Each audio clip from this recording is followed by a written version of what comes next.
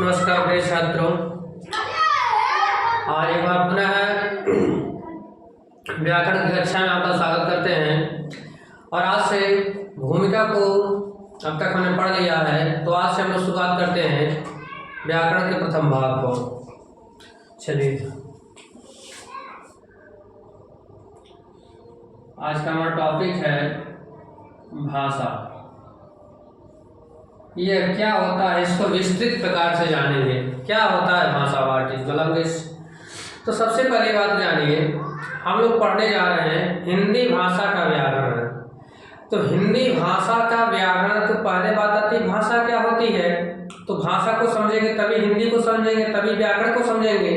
इस नाते से सर्वप्रथम हम लोग पढ़ेंगे भाषा क्या है। तो सबसे पहली बात जान लीजिए, कुछ मैं एक बात बता रहा हूँ कि संसार में जितने भी शब्द हैं, कोई भी शब्द हो, सभी के सभी शब्द क्या होते हैं, धातुज होते हैं। कैसे होते हैं, धातुज होते हैं। कैसे होते हैं, धातुज होते हैं। अब देखिए, धातुज ये जो जानते हैं तो ये सब सभी संस्कृत के शब्द हैं। कैसे हैं, संस्कृत के शब्द हैं। यानी कि सीधे सीधे कहा जाए, संस्कृत के जितने भी शब्द हैं सभी के सभी शब्द क्या आएंगे, धातुज होंगे। अब धातु का मतलब क्या होता है, देखिए ध्यान से, इसमें दो चीजें हैं, एक है धातु और दूसरा है जय। अब धातु मतलब क्या होता है, क्रिया का रूप, मूल रूप। क्या होता है, क्रिया का मूल रूप। और जय मतलब क्या होता है, उत्पन्न।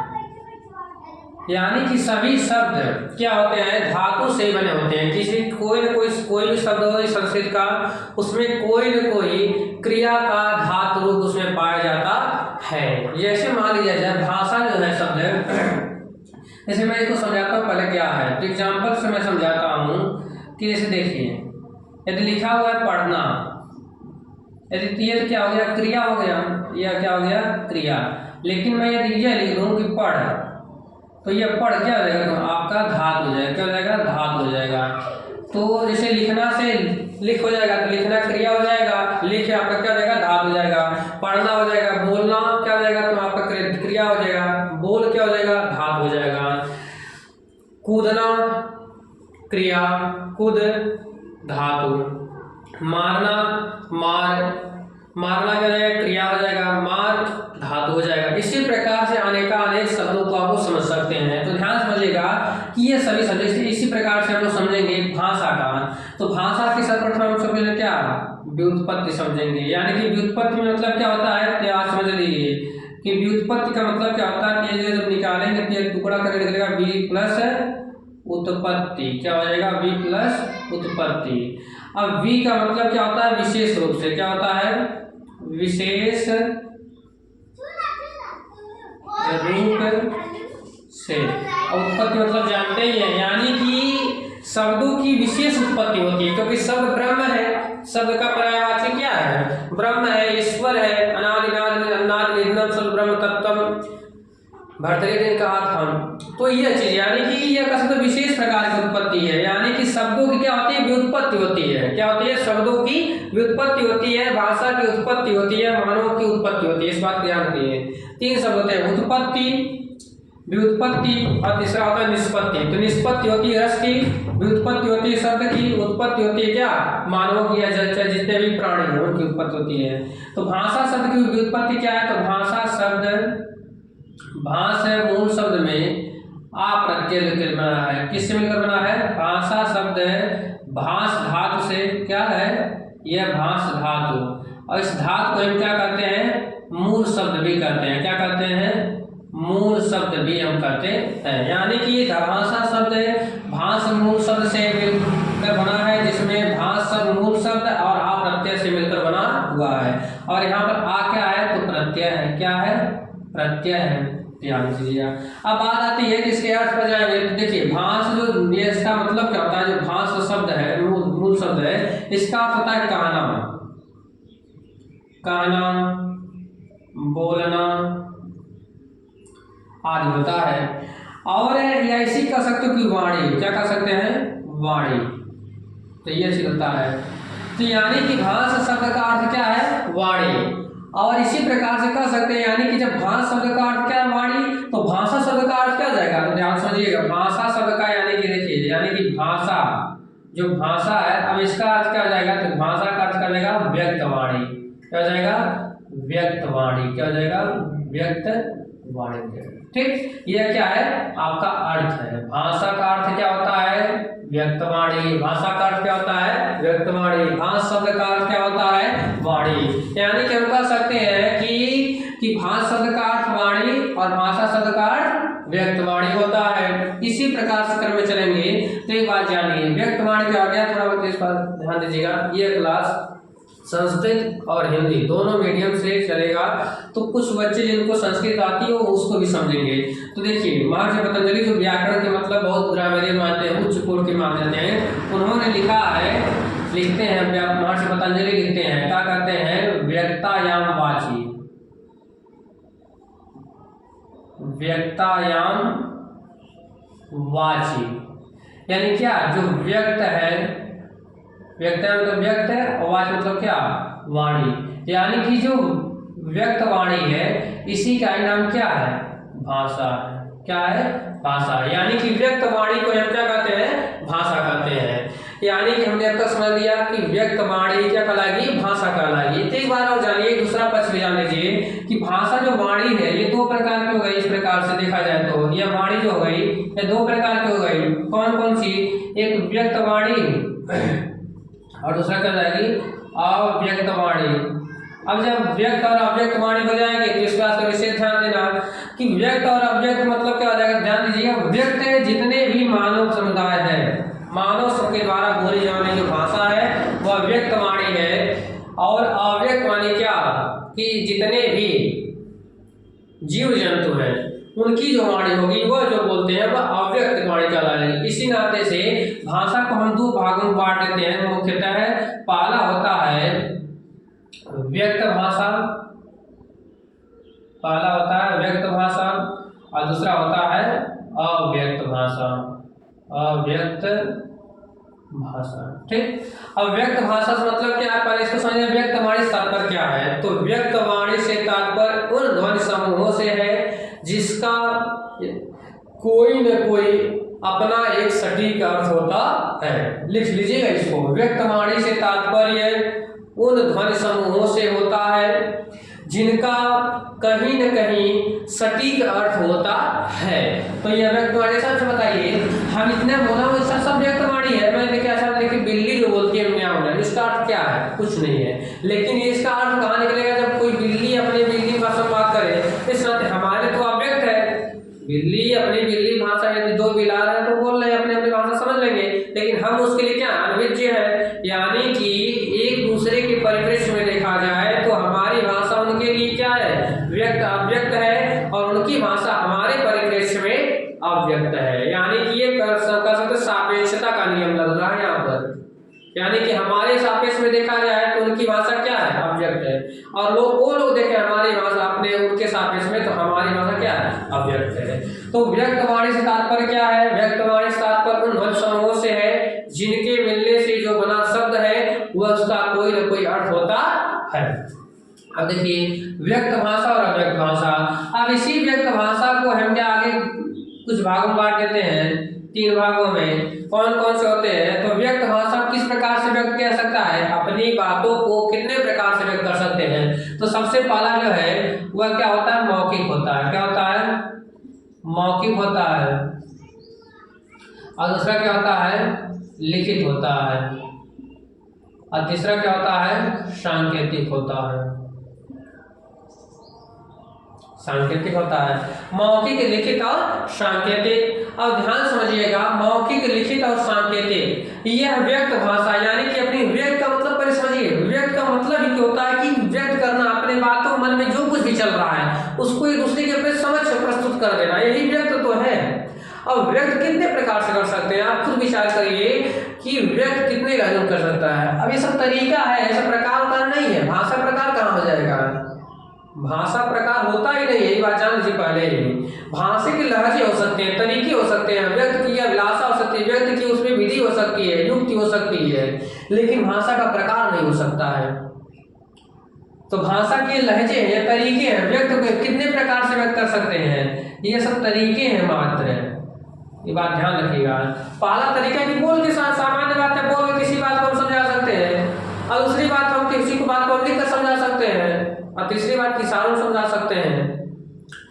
तो यही बात जान लीजिए, तो यानी कि मौखिक, लिखित और सांकेतिक प्रकार नहीं है भाषा का, यह केवल क्या है, तरीका है, विधि है, युक्त युक्त सम्मत ये विचारधाराएं हैं जिसके द्वारा हम अपनी वाणी क्या करते हैं, व्यक्त करते हैं, यानी कि भाषा के प्रकार नहीं होते हैं। अब देखिए, जब भी आप प्रारंभ में आप सभी जानते हैं कि प्रारंभ में ऋषि मुनि लोग जो थे वह मुख का ही प्रयोग किया करते थे, आज भी करते हैं, ऐसी बात नहीं है, लेकिन लिखित का प्रयोग नहीं चलता था। यानी कि सबसे पहले यदि चलती थी कोई भाषा तो मौखिक भाषा चला करती थी, और इसी नाते से इस मौखिक भाषा का दूसरा नाम क्या है, आदिम। क्या है, आज तो जानते हैं प्रारंभ, इसमें आदिम जुड़ दी, आदिम, और इसी का एक दूसरा नाम क्या है, प्रारंभिक। क्या है, प्रारंभिक रूप है। क्या है, प्रारंभिक रूप है। यानी कि मौखिक आदिम कहे, मौखिक कहे, आदिम कहे अथवा प्रारंभिक कहे, यह तीनों बात क्या है, एक ही है। यानी कि सर्वप्रथम इस धरापधाम पर बोले जाने वाली अपने बातों को प्रकट करने के लिए किस तरीके का, किस माध्यम का प्रयोग किया जाता था, तो सर्वप्रथम मौखिक भाषा का प्रयोग किया जाता था। तो अंततोगत्वा धीरे धीरे जैसे जैसे समय बीतता गया तो लोगों ने देखने, जो गुरु लोग थे उन्होंने देखने को पाया कि जो हमारे शिष्य हैं उनकी जो सोचने की क्षमता है, उनको जो याद करने की क्षमता है, धीरे धीरे कम होती जा रही है। इस नाते से उन्होंने एक युक्त सम्मत एक चीज बनाया, और उस चीज का ही नाम क्या रहा, लिखित भाषा। एक अलग प्रकार का माध्यम बनाया कि चलो हम आज जो बच्चे नहीं सीख पाते आज लिख दिया जाए, और आप करोड़ों वर्ष तक चक्कर है, आज भी देख रहे हैं हम लोग, मैन्युस्क्रिप्ट इत्यादि मिलते हैं हमको, शिलालेख अभिलेख मिलते हैं। तो ऐसी चीज यानी कि लिखित भाषा का प्रावधान कब आया, यानी कि लिखित भाषा क्यों प्रयोग में आया है, इसका भी कारण है क्योंकि हम लोग जानते हैं कि मौखिक भाषा को क्या करते हैं, अब मौखिक बोल दिए, अब यह भाषा मान लीजिए वीडियो नहीं बनता तो हमारी जो हम बात बता रहे हैं अब तक नहीं पहुंच पाती, सभी लोग पास नहीं पहुंच पाती, अब यह वीडियो बहुत दूर दूर तक जा सकता है। यानी कि मौखिक भाषा को संरक्षित करने के लिए, मौखिक भाषा में दिए गए ज्ञान को, नॉलेज को संरक्षित करने के लिए, स्थायित्व प्रदान करने के लिए लिखित भाषा का क्या हुआ, उद्भव हुआ। यानी कह सकते हैं लिखित भाषा का मतलब कह सकते हैं आविष्कार क्यों हुआ, या लिखित भाषा का प्रावधान क्यों आया, लिखित भाषा हमारे मतलब प्रयोग में क्यों आया, क्योंकि मौखिक भाषा बहुत अधिक दिन से चली थी, और मौखिक भाषा में जो ज्ञान मिल रहे थे, जो भी चीजें मिल रही थी, उनको संरक्षित करने एक समय बाद समाप्त हो जाती थी। इस नाते से उनको संरक्षित करने के लिए लिखित भाषा का प्रयोग किया जाने लगा। समझ में आया। अब लिखित भाषा को हम क्या कहते हैं, अलग नाम है, अब आज जानते हैं टंकित कर सकते हैं, और टंकित मतलब जानते हैं टाइपिंग करने वाला, और इसी को दूसरा नाम क्या कहते हैं, मुद्रित भी कहते हैं। ठीक, और इसको हम कहते हैं क्या, इसी को हम कहते हैं क्या, कथित भी कहते हैं, इसको हम कथित भी कहेंगे। ठीक है, यानी कि कह सकते हैं कि लिखित भाषा, मौखिक भाषा, लास्ट है सांकेतिक भाषा। सभी लोग जानते हैं सभी लोग बोलने में सक्षम नहीं है, सभी लोग बोलने में सक्षम कहाँ होते हैं, ईश्वर के द्वारा दी गई हर एक वस्तु वास्तव में मूल्यवान तो है, लेकिन कुछ अवस्थाओं में जिनके पास बोलने की क्षमता, बोलने की शक्ति नहीं है, वो लोग क्या कर सकते हैं। इस प्रकार से इस नाते से उनके लिए किस भाषा का प्रयोग प्रावधान किया गया, सांकेतिक भाषा का प्रयोग किया गया, सांकेतिक भाषा का प्रयोग किया गया। तो इसको समझ सकते हैं कि ये जो क्या है, संकेत मात्र है। अब तीनों को उदाहरण पर समझते हैं। अब मौखिक भाषा जैसे मैं बोल कर पढ़ा रहा हूँ, नेताजी भाषण दे रहे हैं, कहीं मंच पर इत्यादि भाषण चल रहे हैं, कथा भागवत इत्यादि चल रहे हैं, सब क्या है, मौखिक भाषा का एग्जाम्पल है। लिखित भाषा का उदाहरण मैं लिख रहा हूँ, ये भी तो लिखित भाषा का उदाहरण है। दूसरी बात, आप भी लिख रहे होंगे, ये नोट्स बना रहे होंगे, तो ये लिखित भाषा का उदाहरण है। आप किसी को पत्र लिख रहे होंगे, यह भी आपका लिखित भाषा का उदाहरण है। यानी कि जितने भी, जिसमें भी समझ का प्रयोग किया जाए, इसको समझ कहते हैं, लेखनी कहते हैं, तो जहां भी प्रयोग इसका कर दिया जाए वो सब क्या जाएंगे, लिखित भाषा के उदाहरण हो जाएंगे। सांकेतिक भाषा, जैसे मान लीजिए रोड पे इत्यादि सिंबल लगे रहते हैं, सब सांकेतिक भाषा है। जेब्रा क्रॉसिंग इत्यादि क्या है, सांकेतिक भाषा। रेड लाइट, ब्लू लाइट, ये सब जो क्या है, सभी के सभी क्या है, सांकेतिक भाषा के उदाहरण है। अब कुछ लोग संकेतिक बोलते हैं, संकेतिक नहीं सांकेतिक है। क्या है, सांकेतिक है, क्या है, सांकेतिक है। उच्चारण बहुत अच्छा होना चाहिए, जान लीजिए। अब एक बार फिर इसे समझ सकते हैं, मौखिक इस शब्द को समझते हैं तो परिभाषा मतलब समझते हैं कॉन्सेप्ट क्या था। अब थोड़ा बहुत इसके बारे में समझ लेते हैं। देखिए मौखिक, लिखित, सांकेतिक। अब देखेंगे मौखिक जो शब्द है मुख प्लस इक से, और लिखित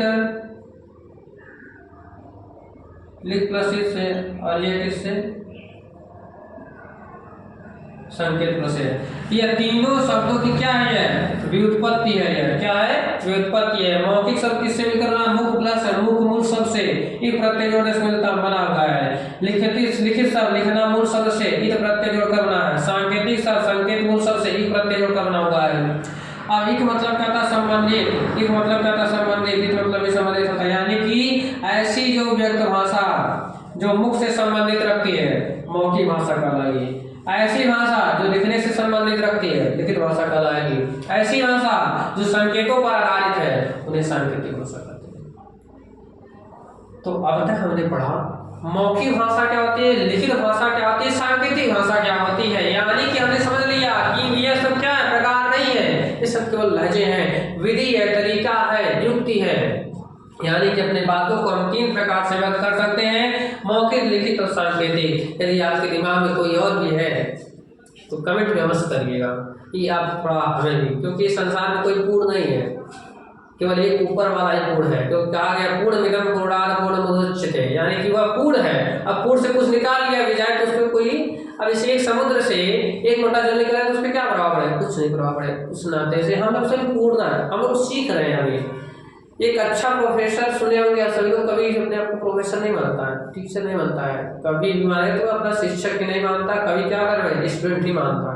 इस नाते से आप बता सकते हैं। यानी कि हमने क्या पढ़ लिया कि सभी शब्द क्या होते हैं, धातु होते हैं। धातु क्या, संस्कृत भाषा का शब्द है और संस्कृत के जितने भी शब्द होंगे सभी धातु होंगे।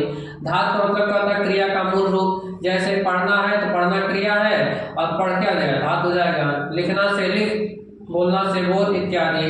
तो भाषा शब्द की व्युत्पत्ति हमने समझा। भाषा शब्द भाष मूल शब्द से आप करके जुड़कर बना है। भाष शब्द क्या, धातु है, धातु यानी क्या, मूल शब्द।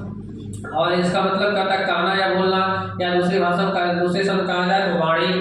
और यही वाणी यानी क्या, यह वाणी 2 प्रकार की हो गई, एक व्यक्त वाणी और दूसरा अव्यक्त वाणी। और व्यक्त वाणी को क्या कहते हैं, महर्षि पतंजलि क्या कहते हैं, व्यक्तायाम वाची। जो भाषा की परिभाषा है संस्कृत में, भाषा परिभाषा क्या कहती है, व्यक्तायाम वाची, यानी व्यक्त वाणी को क्या कहते हैं, भाषा कहते हैं। और व्यक्त वाणी क्या है, यानी कि इस प्रकार कर सकते हैं कि भाषा 2 प्रकार की हो गई, एक व्यक्त भाषा और एक अव्यक्त भाषा। मानव के जीवन में यानी मानव के द्वारा बोले जाने वाली सभी प्रकार की भाषाएं क्या होती है, व्यक्त भाषा के अंतर्गत, या जो जीव जंतु बोलते हुए अव्यक्त करते हैं। सापेक्षिक है, क्या है, यह सापेक्षिक है। और इसके जो व्यक्त भाषा के 3 प्रकार नहीं है, क्या तरीके हैं, बोलने के तरीके हैं, व्यक्त करने के तरीके हैं। मौखिक, लिखित, सांकेतिक। मौखिक भाषा को माध्यम भाषा कहते हैं, प्रारंभिक कहते हैं, कथित भी कहते हैं। मौखिक को टंकित और मुद्रित कहते हैं। सांकेतिक, ठीक। और एक बार जान लीजिए, सांकेतिक भाषा में हम सभी विचारों का आदान प्रदान नहीं कर सकते, इस नाते सांकेतिक भाषा के बारे में ज्यादा जानकारी प्राप्त नहीं करते हैं। आज के लिए बस इतना है।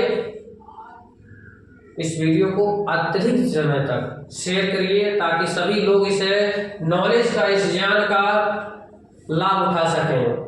धन्यवाद।